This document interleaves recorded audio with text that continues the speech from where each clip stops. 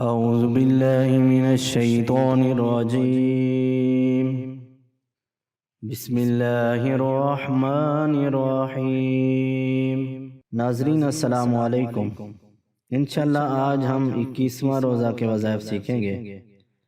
فجر کی نماز کے بعد سورہ یاسین ایک مرتبہ پڑھیں۔ ام المومنین حضرت عائشہ رضی اللہ عنہا سے روایت ہے کہ نبی کریم صلی اللہ علیہ وآلہ وسلم نے فرمایا، قرآن حکیم میں ایک سورہ ہے جسے اللہ تعالیٰ کے ہاں عظیم کہا جاتا ہے، اس کے پڑھنے والے کو اللہ تعالیٰ کے ہاں شریف کہا جاتا ہے، اس کو پڑھنے والا قیامت کے روز ربیع اور مضر قبیل سے زائد افراد کی شفاعت کرے گا۔ ظہر کی نماز کے بعد آیت کریمہ 500 مرتبہ پڑھیں۔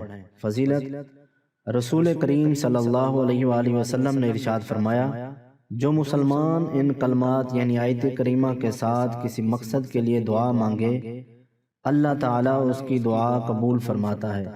لا الہ الا انت سبحانک انی کنت من الظالمین۔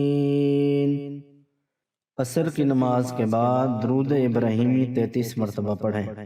فضیلت، رسول امین صلی اللہ علیہ وآلہ وسلم نے ارشاد فرمایا، مجھ پر کثرت سے درود پاک پڑھنا تمہارے گناہوں کے لیے مغفرت ہے۔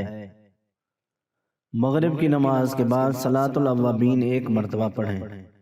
سید القونین صلی اللہ علیہ وآلہ وسلم نے ارشاد فرمایا، جو مغرب کے بعد 6 رکعتیں اس طرح ادا کرے کہ ان کے درمیان کوئی بری بات نہ کرے تو یہ رکعتیں 12 سال کی عبادت کے برابر ہوں گی۔ عشاء کی نماز کے بعد سورہ ملک ایک مرتبہ پڑھیں۔ فضیلت، حضور سید دو عالم صلی اللہ علیہ وسلم کا ارشاد گرامی ہے کہ میں قرآن پاک میں 30 آیات کی ایک سورت پاتا ہوں، جو شخص سوتے وقت اس کی تلاوت کرے اس کے لیے 30 نیکیاں لکھی جائیں گی اور اس کے 30 گناہ مٹائے جائیں گے اور اس کے 30 درجات بلند کیے جائیں گے۔ مزید وظائف اور طاق راتوں کی عبادات اور خاص وظائف کے لیے ہمارے چینل کو سبسکرائب کریں۔